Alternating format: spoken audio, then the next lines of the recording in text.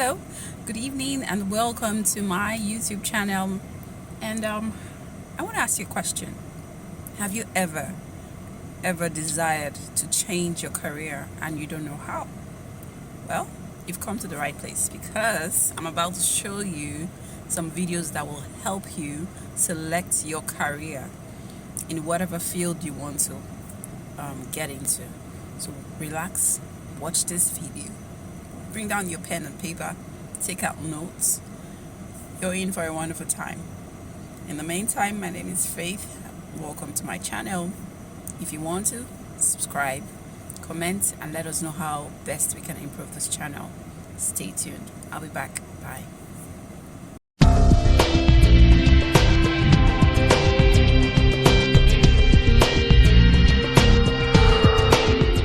So welcome everyone to another edition of Macbridge Consult Media Chatroom for Lagos, Nigeria, job professionals in the non-for-profit sector. And so last week we had a wonderful time. We had our first male guest and it was wonderful. If you have not seen the clip, please go and check on our YouTube channel. Now my name remains Faith Afolabi, the founder of Macbridge Consult, and I'm your host for today. And today is going to be an exciting one because we are hosting a founder of our organization. You might want to meet her. Before we get to meet her, we're going to go on a very short break. And when we come back, you will have her introduce herself.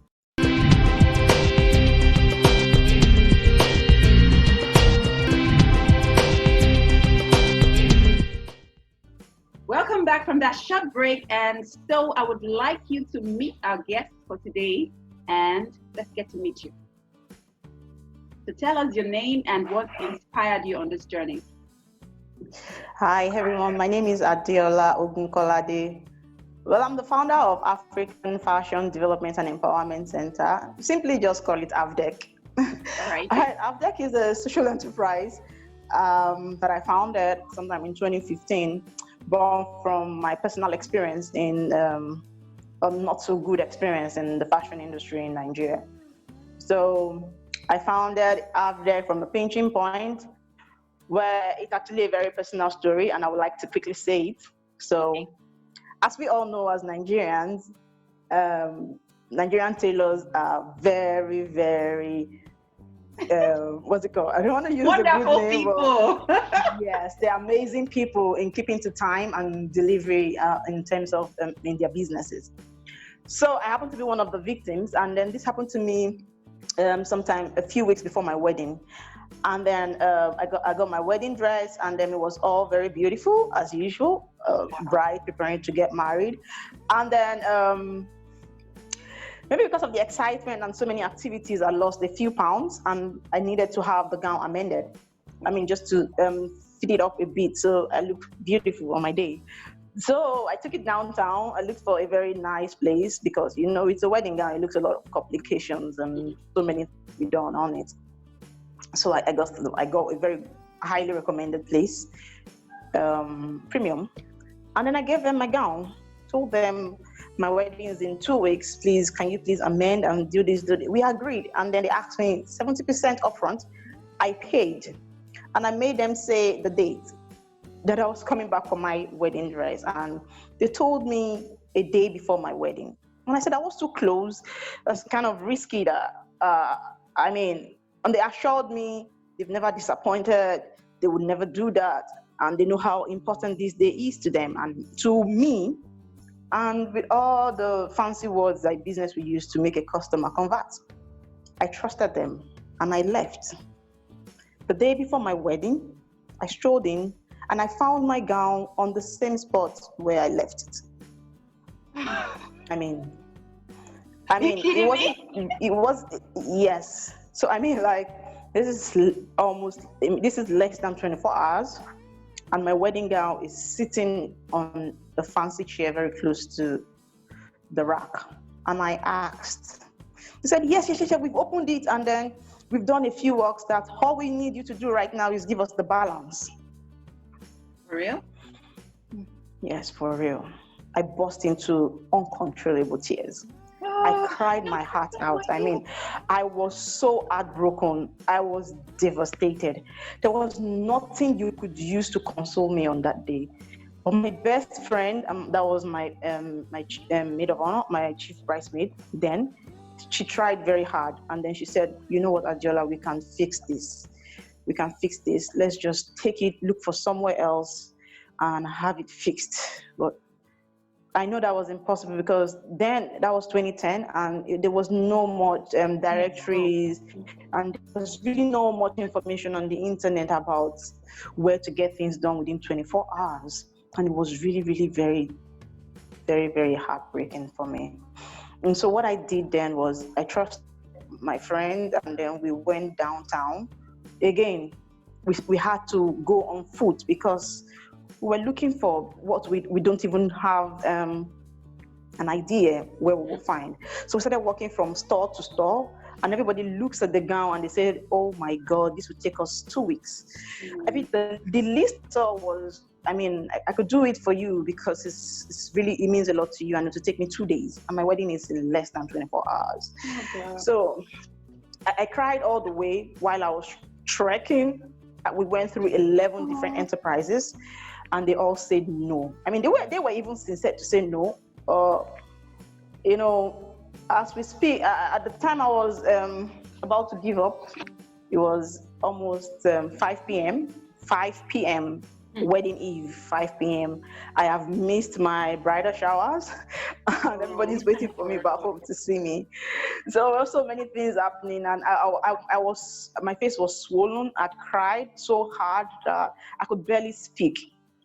So, you know, what happened was, for me that day was, I told my friend, "You know what, I really don't have so much money because it is not in the budget, you know, to buy another gown." And I have dreamt about this day. I mean, I saw it in my dreams with my dress. Your wedding, for somebody goodness wants sake, to, I feel like somebody wants to just, you know, wait. So I was about giving up when somebody just told me, when we walked down one of the bridges in Lagos, and we were asking word of mouth this time because, no shame in it, I was just asking because I was helpless.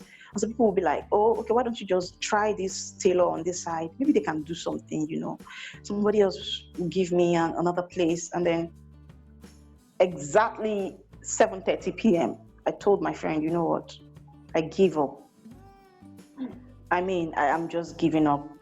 She started crying with me, like, "What are we going to do?" So somebody under the bridge, I mean, Lagos Bridge, I don't want to call it the bridge, but there's somebody under the bridge saw us, 2 young ladies crying. I was like, "What is wrong with you?" We explained ourselves, and it was the man, said, "Oh, there's one lady, although the place is not so fancy, but at least I think she can help you fix your gown." And then we went down one corner to another corner. It just led us to one very small, lowly community. I mean, the place was really, really vivid with poverty. I mean, it was obviously living either homeless, or they just pick 2 things and they build a shanty for themselves and they're living there. Faith, that was where I found the woman that fixed my gown. Oh my. That was exactly where I found the woman that fixed my gown. And this lady that fixed my gown, she fixed it under 3 hours. When we got there, we saw she had children, 3 kids under 5. 3 kids under 5. They were all clamoring for our attention at that time. She didn't have lights. She didn't have generator. It was obvious she could not afford it. But she said, "You know what, auntie?" She couldn't even speak good English though. She was like, "Make I help you do what I fit do. It means let me just try, do my best, and I will make you smile. I will do my best." And then she said we should give her like 2 hours. I mean, 2 hours means from 9 o'clock, 2 hours means till 11, right? She fixed my gown around 11. And then with torchlight and candle, we saw all she did. She fixed all the errors. She even put some makeshift things, put some flowers in some places that could not be amended. And my gown came back alive. I didn't care. I mean, but I kissed this lady. I hugged her and like, "You saved my life." I mean, it looked like it means a lot to some people. It means a lot to me. I didn't get to leave the place until 11:45 p.m. That was a few minutes before midnight. It was even my husband-to-be that came to pick me, like, you people, you will not kill my bride. Like, they said it's a taboo for a groom to see a bride before, but he came to rescue me. I mean, like, so then I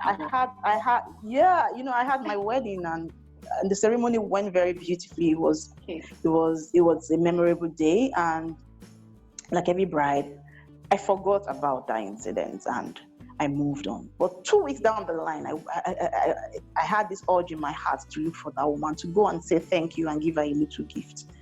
Aside that, I paid her, but I just wanted to say thank you, So that I went back there to that place, to that corner, to that small shop, and they told me that she's no longer there. That the landlord chased her out. I mean, like I said, what about her kids?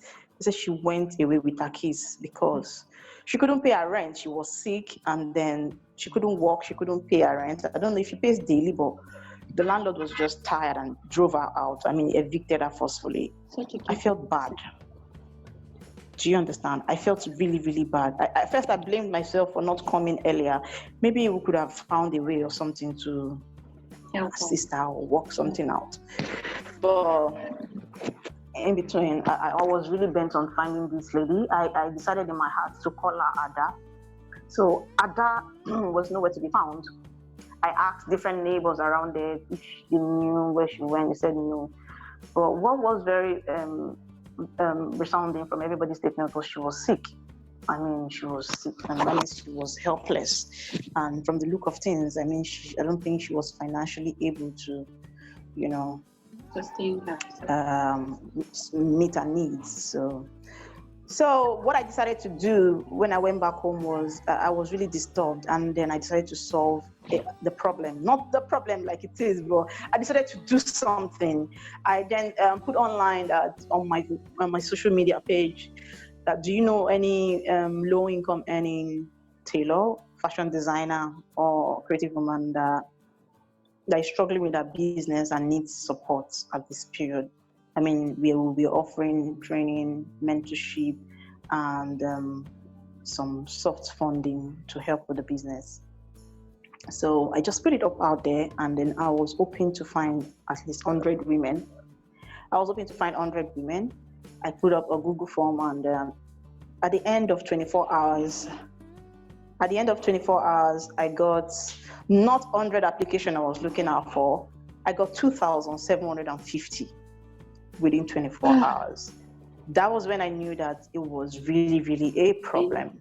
And there are so many other Adas out there that is looking for help. I mean, It is one thing to be creative. It is one thing to be talented. It's another thing to be able to maximize this talent to earn sustainable income for yourself and for your family.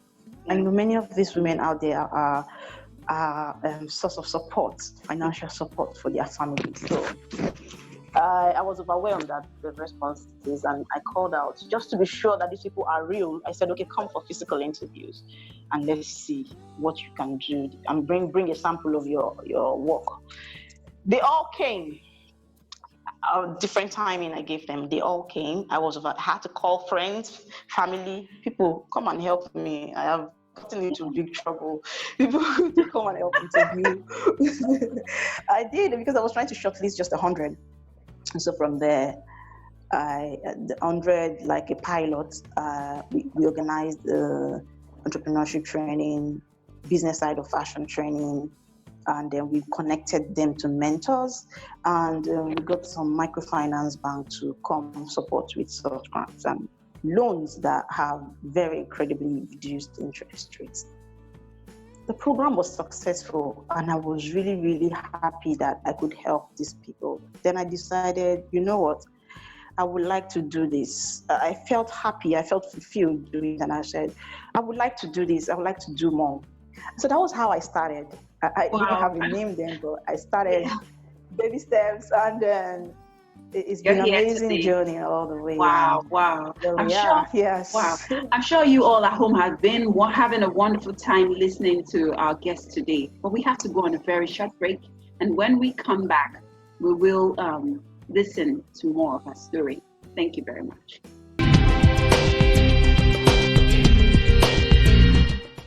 Okay, welcome back from that short break. And we've been speaking to Mrs. Adiola Ogunkolade, the founder of APTEC. And she told us her story, very touching one of how she started her journey in the non-for-profit sector. And today, she has a structured organization.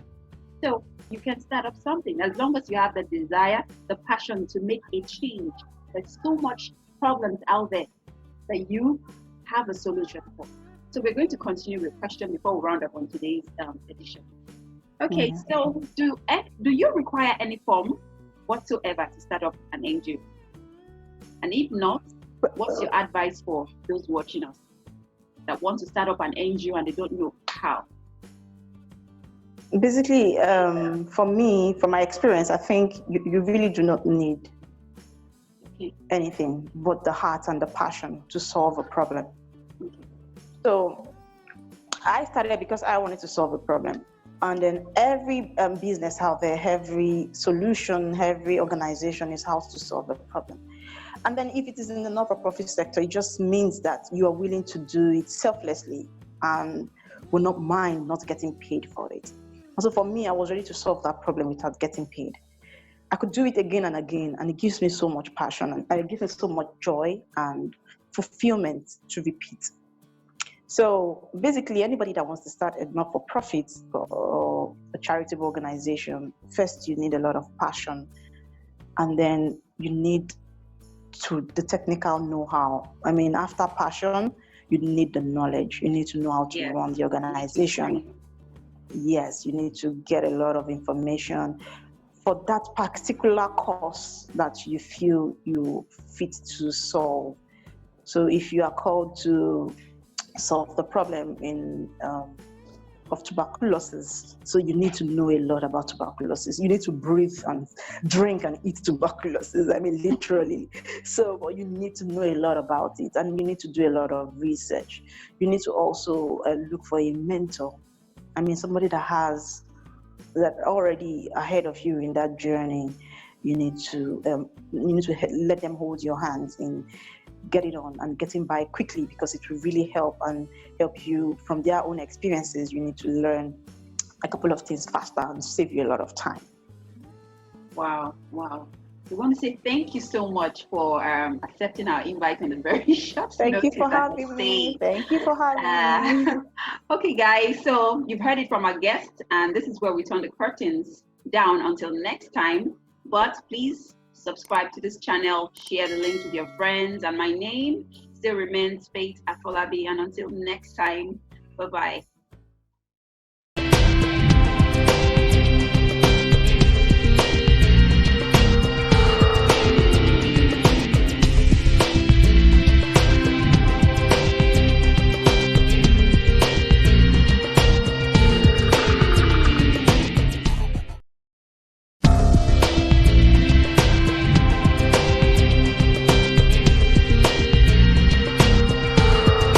Welcome to another edition of the Margaret Media Consult, Humans of Nigeria and others in Lagos and other states, media chat room for job professionals in the non-profit.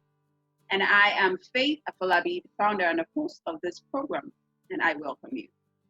So last week we had a wonderful time where we had our first male guest on the show. And today we'll be having another person that I've known for quite a number of years, and she will be sharing her experience in the non-for-profit so far. So let's get to meet you. My name is Ndifreke Okwebunam. I'm currently Director of Programs at Aspire Coronation Trust Foundation. Most people know it as ACT Foundation. It's a grant-making organization based in Lagos, Nigeria, and works with non-profits across Africa. I actually stumbled into this sector. That's the way I would put it. I just stumbled into non-profits. It wasn't my initial plan, it wasn't my career path when I was thinking about what career I would like to pursue. I studied applied chemistry in university, but I had the opportunity to spend a few years in the United Kingdom, and I decided with a particular organization that worked with troubled teens, and I learned so much in that process. I saw the need to add value. I saw my passion for the girl child come into play. saw the value that volunteers were adding to an organization that they were not being paid for, and that totally blew my mind. And that's how I started this work in the nonprofit sector. Wow, wow, wow. Okay, so before we continue, I'd like us to go on a very short break. We need to do that in the show. So when we come back, we'll hear more about your experience in non-for-profit. Thank you.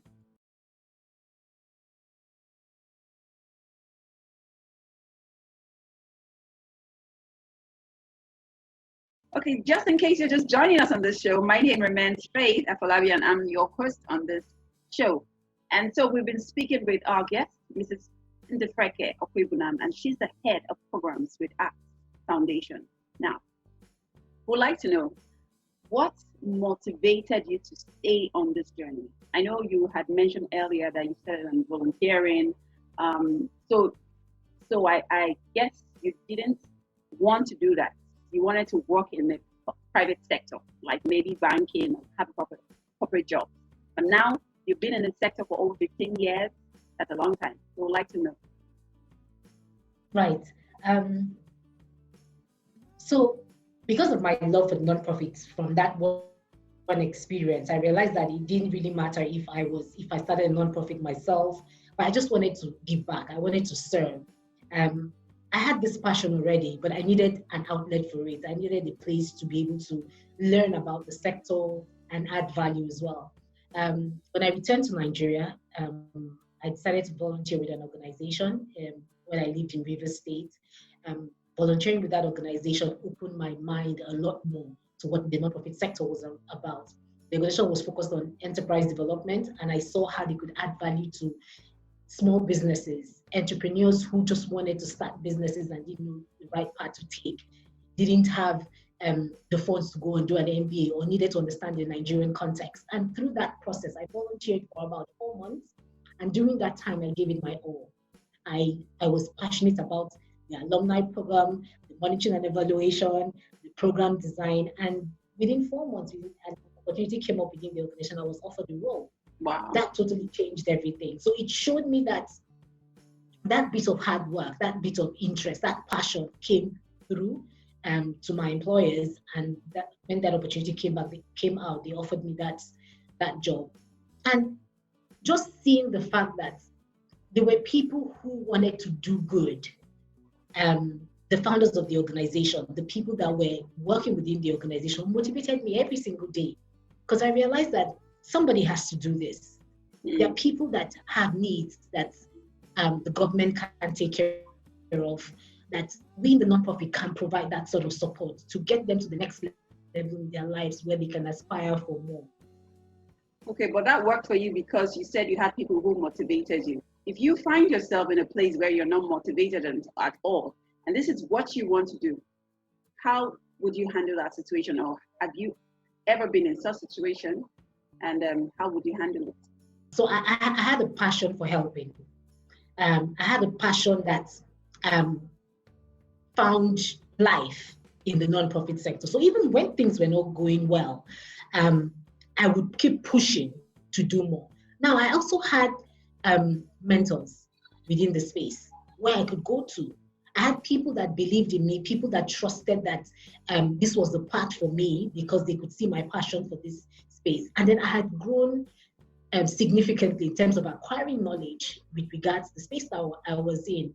So I needed those people to pull me up when it was down sometimes. Because sometimes in the space, when you see so much pain, so much hardship, sometimes you can get very discouraged. Yes, I was within the space. Yes. And then you realize that even within the space, the remuneration may not be as fantastic as it is in the private sector. True. But that passion will keep you going if it is something you can see that it is your life path, that this is where you can add value. Helping people move to the next level in their lives. People, particularly the underserved, right? Is it in leadership? Is it in environment? Is it in enterprise? That passion will come to play. And it's even the same thing, even the for-profit space. Today, you can get a job as a banker. So many people have done that, right? Yeah. But if banking is not your passion, if that is not an interest for you, when the going gets tough, you will drop out. True.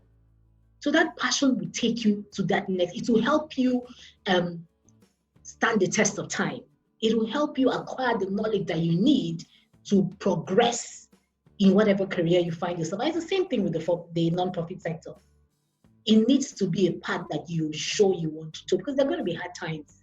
There are going to be times when you work for small organizations that can't afford to pay you. There are times when you're going to work for organizations that your bosses are going to be terrors, right? It may just not work. You may say, what am I doing here? But when you find an alignment of your vision and the vision of the organization, it will take you the long haul. You're right. You're right. So you had mentioned you had mentors. So someone is out there watching and asking, so how do I find these mentors? Are there organizations out there that one can go search for online? Can you tell us? Or these are just family and friends that you just had opportunity to meet? So there will be a variety of people that you could rely on, right? I was fortunate enough to have a mentor who was a boss, who I could speak to about where I was when I was having challenges. But sometimes you may have to find the mentors yourself. Reach out to different individuals who are within, who you can see that are touring the path that you want to, right, in your career. One of the things my mentor taught me was in trying to find a mentor, I had to go on LinkedIn. That was one of the assignments you gave. Go on LinkedIn, look at profiles of people that you have the sort of profile that you want. What did they do? What did they put? How did they? What career path have they taken? What sort of jobs have they had? What sort of credentials have they earned along the way? What sort of trainings have they gone for? Right. Look for those sort of people. When you find those sort of people, reach out to them. It doesn't need to be saying, oh, I want you to be my mentor. Reach out to them and just say, oh, this is part I'm interested. This is what my passion is. This is, your CV is my dream CV, right? Your profile is my dream profile. And just ask them questions. How did you get here? I'm trying to grow in this profession and I really want to grow. So and then start them. Sometimes they may not answer you as in-depthly because, conversations sometimes online are a bit short and sharp, and just start building that relationship. You will find one or two that may take an interest and want to talk more, right? Another set of people that you could use apart from mentors that you find yourself that you may not know are also your internal advocates, your friends, your family, those that understand this path that you want to take, right? Speak to them about it. Let them be your accountability partner. Let them be the ones that tell you when you are messing up. When sometimes you think that the whole world is against you, right? But actually, you're the one that is causing your own problem. Those that will tell you that truth, that will let you know, no. You can't expect to become CEO when you haven't done certain things. You can't expect to be leading a team when you haven't learned to do this, when you haven't learned to follow. Those sort of people that will help put you in line so you know exactly where you're going and also encourage you, right, through the journey of trying to set the right career path in the sector. This is getting interesting, but we have to go on a short break. And for those of you just coming in, this is Macbridge Consult Media Chat Room on YouTube channel, and you can find it at all the social media channels. And we'll be right back.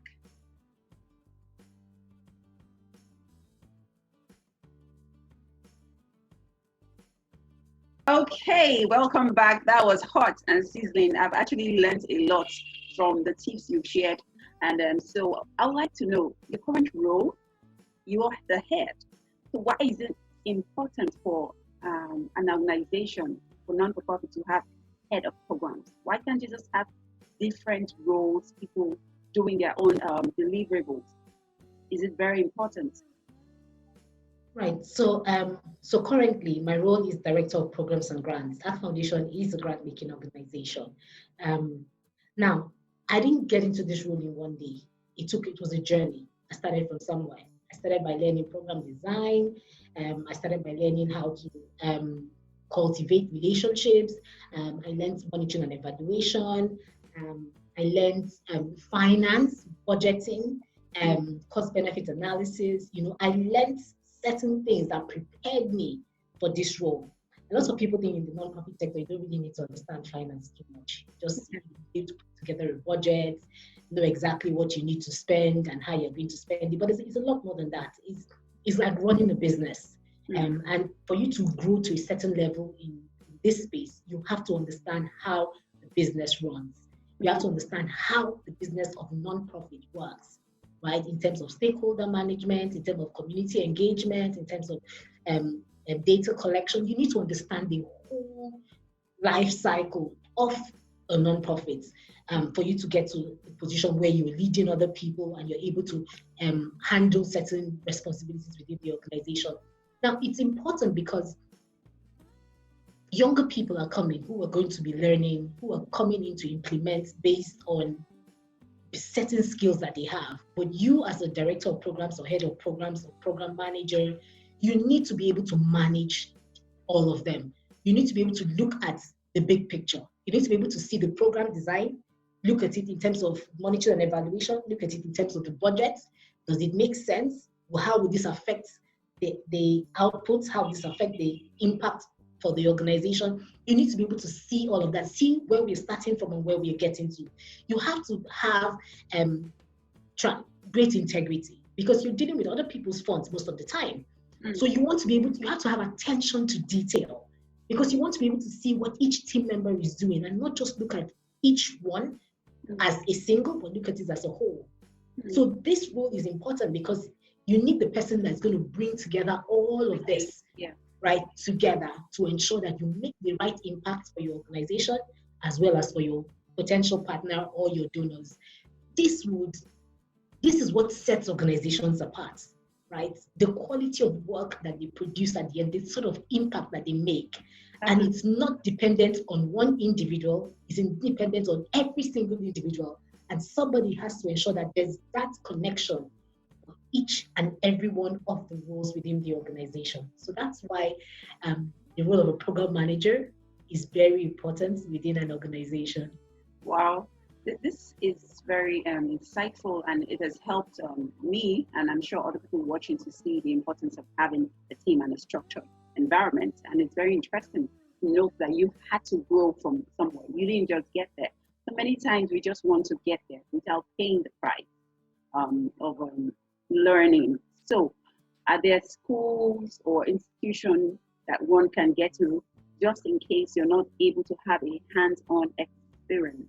Some people are not privy to have that experience, but they feel, okay, I need to, they've grown in certain organizations and they feel they have the capacity to also function in this non-for-profit. So are there schools that they can attend? So when I first started in this space, I didn't know there was any sort of degree or programs, trainings in terms of non-profit management. But over the years, so many of them have come up. There are those that are training you based on different aspects of the non-profit sector. There are those that are training you on the whole. We have programs. We have programs here in Nigeria that with the Lagos Business School, you have with the Enterprise Development Center. So there are a number of programs. And we have other organizations, even non-profit, that are training people, right, on how to run. And the truth is that it's not just about the non-profit sector. It's about a business as a whole. What are the different steps? So there are those sort of opportunities that train you on the singular parts of the non-profit and the non-profit sector as a whole. I'm sure if you Google, you'll find the number. Some of them are international organizations. But I won't take away the experience, right, from the whole training in terms of theoretical part of it, yes, right? I won't take it away. The experience is a lot more real. Because a lot of times when you do the theoretical part, you go to these training schools, you hear some of them are, like when you look at evaluations, you look at developing your log frame, it can be so technical. It's like going to learn finance in school and then you don't have any opportunity to implement it. So the experience is fantastic because it's real. So what I would say is find places to volunteer while you're getting the training. Right now with the way the world is right now, with the new reality we're finding ourselves, you may not find the face-to-face trainings. It may be more online trainings. Yeah. Right?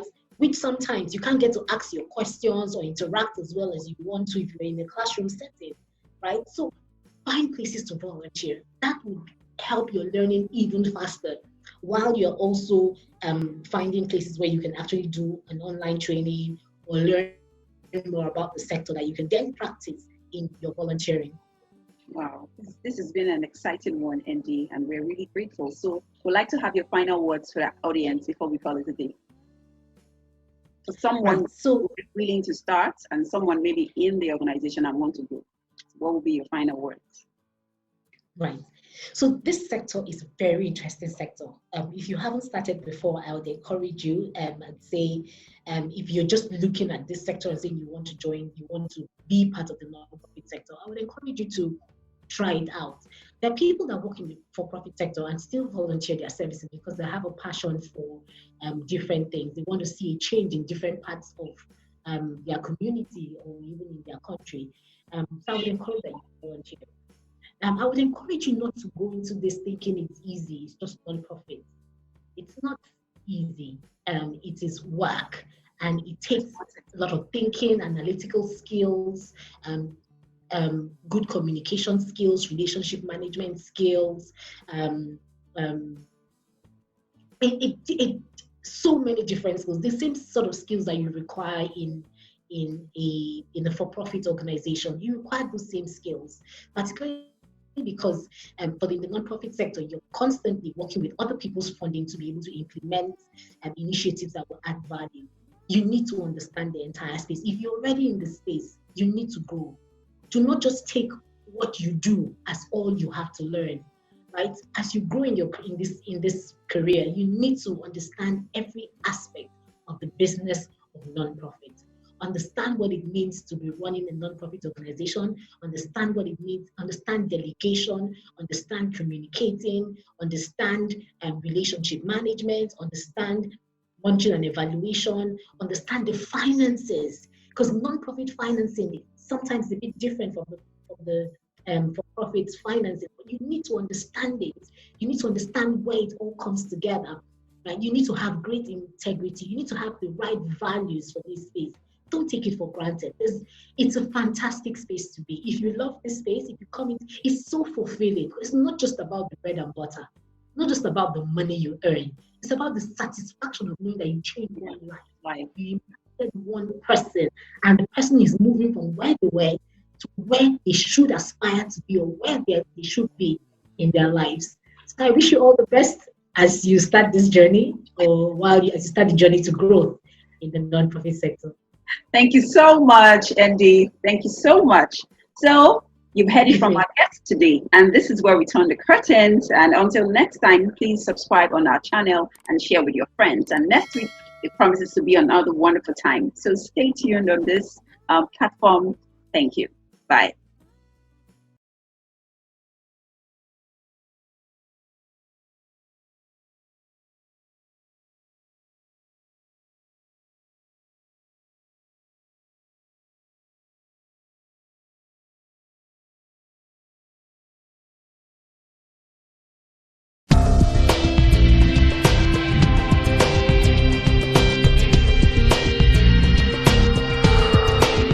Hello, everyone. My name is Faith Afalabi, and I'm the host of the Markbridge Consult Media Chat Room. And it's been a wonderful time over the last few weeks.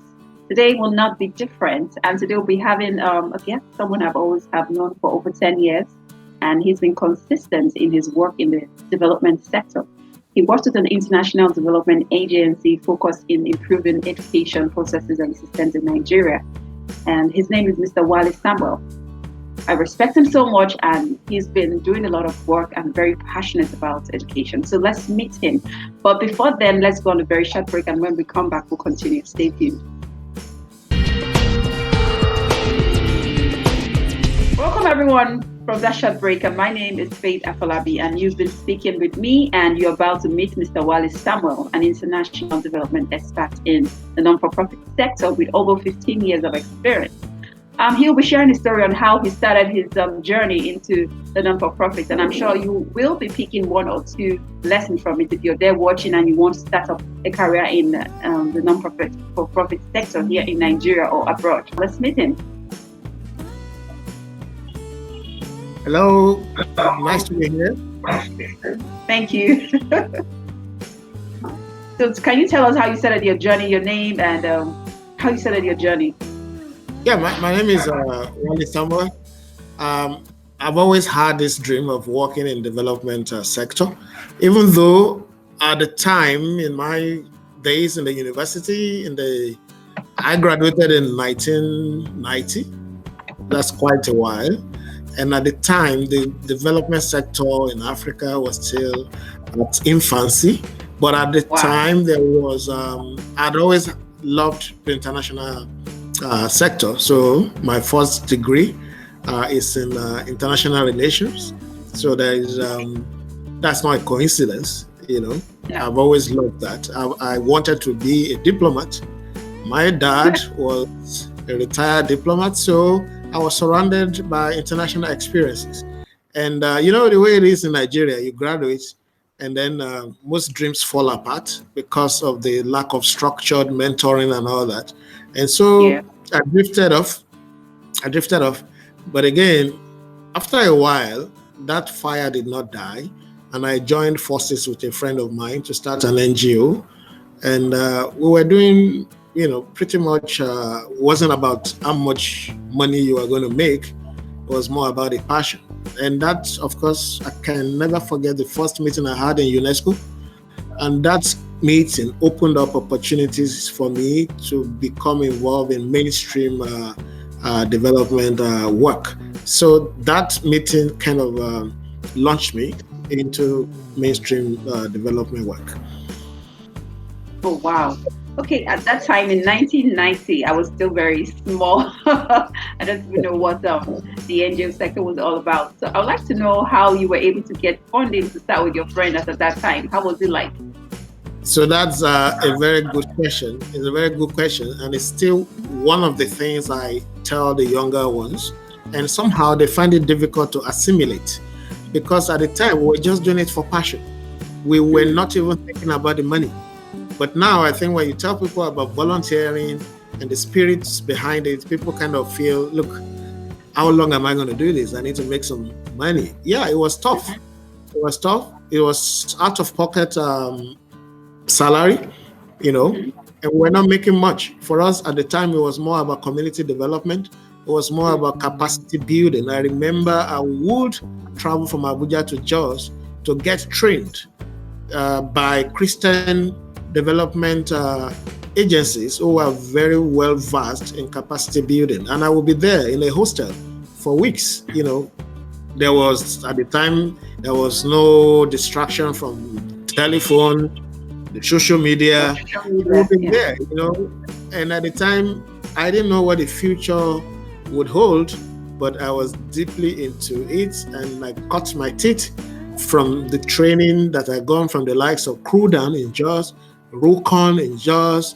I mean, these were Christian-based organizations who were already deep into community work. And then at the time, they were connecting their experience to development work. So that was how we started. And then coming to Abuja to test some of the skills we got in training. That caught the eye at that UNESCO meeting. That was the defining meeting. That caught the eye of some senior development experts. And after the meeting, they walked up to me. Were you sponsored to be at that meeting? Pardon? Were you sponsored to be at that meeting? How did you get to attend the meeting? A friend of mine just tapped me and was like, look, why don't you follow me to this meeting? You know, her name is, and you know, life is funny. Now I supervise her. I'm not supervising her. Her name is Anna Madziga. You know, she just tapped me. I'm like, look, well, let's just go and attend this meeting. She's a very vibrant woman. And, you know, and I tapped along, and I wasn't even invited. You know, Anna was the lady who was invited, and she took me along, and I was able to contribute meaningfully to the meeting. And that's why, for me, I read a book written by Bill Clinton way back, and Bill Clinton said something and I never forgot it. And it's been one of my driving philosophy. He says, I will read, I will prepare, peradventure my chance will come. And I was always prepared. And that was the opportunity. And I did not waste that opportunity. And after my contribution, which people found to be quality, and they kind of walked up to me, would you want to work? There's this vacancy in Action Aid. Would you want to work with Action Aid? I'm like, why not? You know? And it wasn't given to me on a platter of gold. We contested. That was Action Aid then was supervising the Civil Society Action Coalition Education for All, a coalition of NGOs. And we went for the interview, and it was good. And that was how I got my first job in the mainstream NGO world, which is as a program manager to that civil society coalition. And that was the beginning of the journey in the mainstream development work. All right. It's getting very interesting. I have a lot of questions, but we're going on a very short break. And when we come back, if you're just joining in, this is the Magbridge Consult Media Chat Room, and you've been speaking with me, Faith, and then my guest for today is Mr. Wale Samuel. So stay back and call your friends. We'll be right back after this short break.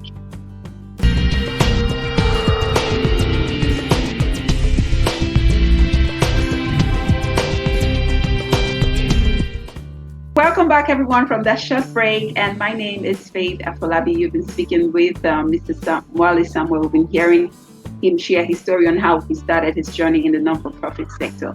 And we'll continue. Okay, I'd like to know why education? Why not health or entrepreneurship? Why education? Yes, sometimes some people will tell you that when life throws a lemon at you, you could turn it into lemonade. And that was what happened, because the Civil Society Action Coalition Education for All at the time was focusing on education for all agenda, getting kids in Africa into school, and not just into school, but providing quality education. So I had to align my thoughts, I had to align my knowledge to fit into that mission. So ahead of the interview, I really kind of opened up myself to learn as much as I could about education in Africa, because by training, I am not an educationist. You know, okay, so what did you study in school? Well, it was international relations. It was more about policy. It was more about the policy of development. So I was able to zero in on education policy development at the time. Like I said, that was the Education for All agenda signed into by many countries in Africa. That was in year 1990, actually, when I was graduating. That was when the agenda started. And it was a decade-long agenda, you know, and it kept evolving. And that Education for All also evolved into the Millennium Development Goals. Now we have the, you know, Sustainable Development Goals. So it keeps evolving. So I had to key into that, learn as much as I could at the time. And of course, we went for the interview and it was good. And that wasn't the end. And I recall another mentor at the time, Mr. Andrew Mamedu, also advising me, saying, look, just know the issues. Know the issues. Never leave a room, never leave a meeting room without making your voice heard. No. Wow. Those two things really guided me at the time as a new person in that sphere. And so I would read. If I remember one of my aunties later jokingly telling me that I crashed a computer because I will read late into the night. I will read late into the night before meetings, prepare notes, and knowing that you were working with teachers, seasoned educationists that you had to engage with at meetings, professors, you know, PhD holders in this field. And I was just someone just with my passion, you know, just with my passion. So I would always make sure that I was very well prepared for meetings. A lot of research went into it. And over time I caught up and I had the opportunity of, having my master's at the York University in UK, and I deliberately chose to major in education policy development. So that gave me the academic and professional grounding to really improve my deliverables at work. Okay. So I know in Nigeria we have a lot of issues around education, starting from budgeting, the curriculum, the experts that teach, and even getting children to also focus on the importance of education because of the economy. People want to just make fast money, and they're not really willing to spend, invest much in education. Nigerians do well abroad. From research and findings, when we go out, we do very well. So, what is the problem in Nigeria, and how have you been able to impact on maybe any policy? Maybe you can share. I think it's a good one, good question, but again, it's a multifaceted question. It's, for me, the way we got it wrong. The journey started from how we define nationhood. How we define nationhood. If you don't have a commitment for nationhood, then other things are going to suffer. I've always said it, that look at the Arabs. They have a legacy in Dubai. Look at the Chinese. They have a legacy in terms of their economic emergence. Look at the Indians. They have a legacy in technology. Some of us go there for medical tourism, like you call it. But what legacy is the black man trying to build for the next generation? So I've looked around in Africa. I'm yet to see a country that is very serious about building a legacy for the future. People talk about Rwanda. It's an emerging story.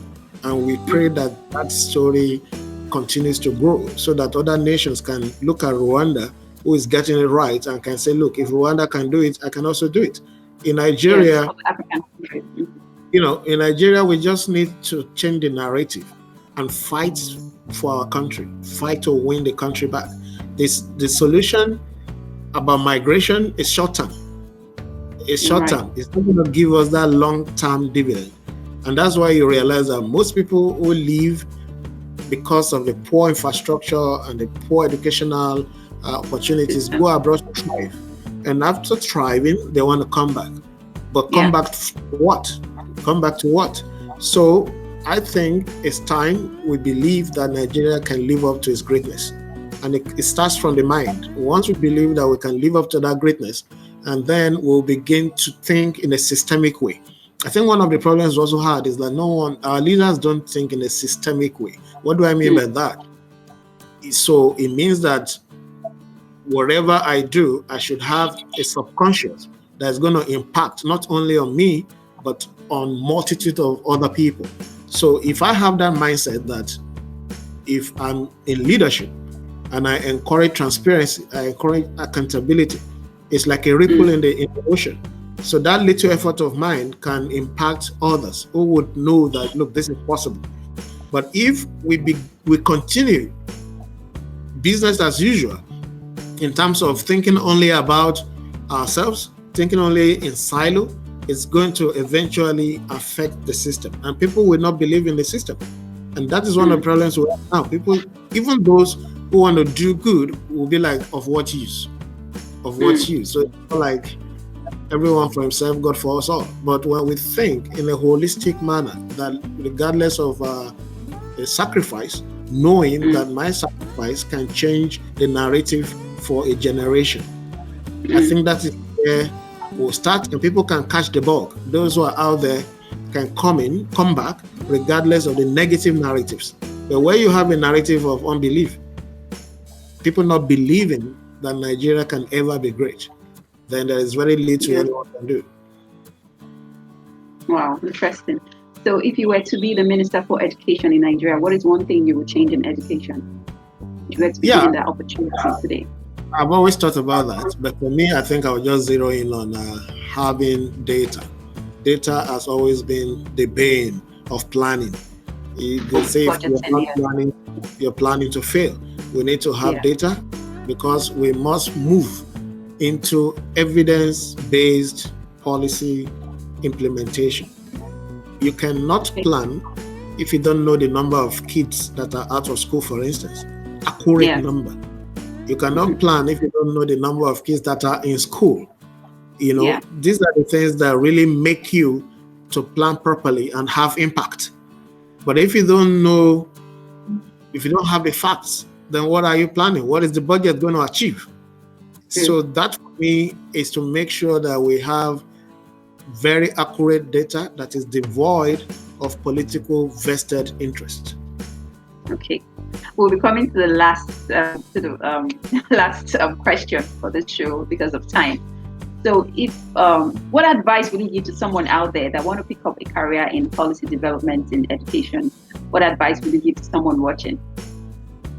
I think development work it should not start from the premise of profit making. That's why they call it not for profit. Profit, exactly. But people have to survive.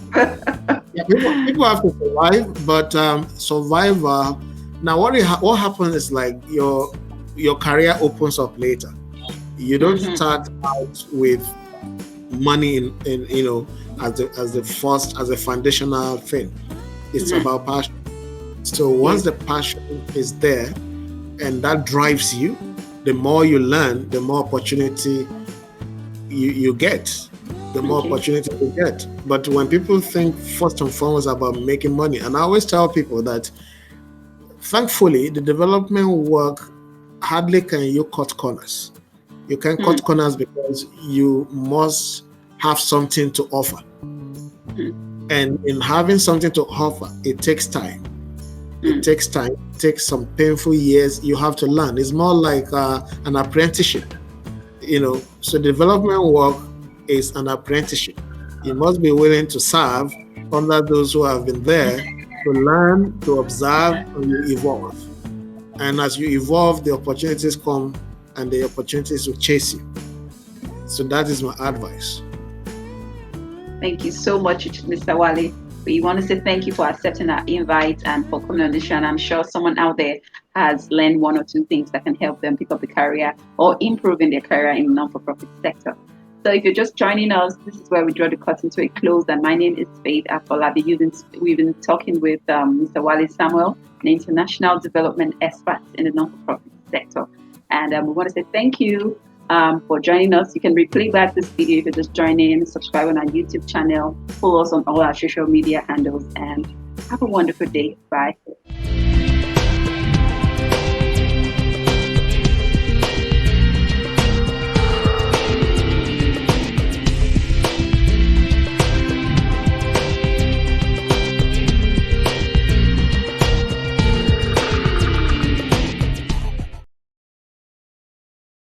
Thank you for watching the videos. I'm sure you're able to get something, if not one or two tips that can help you get your career started, either in non-for-profit or as an entrepreneur or in the business world, like, for example, private sector or public space.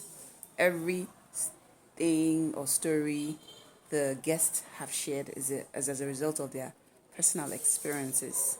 For example, the first person whose video you watch is one of my favorites. How she shared how she was able to start her business as a result of the failure she got from her tailor for her wedding day. Her tailor did not make her wedding dress ready until it was late night, her wedding eve. That must have been very devastating for her. However, she took something good out of the mess she had, and she uses to start an establishment for women, empowering women into fashion and design in Nigeria. And she has really impacted a lot of lives.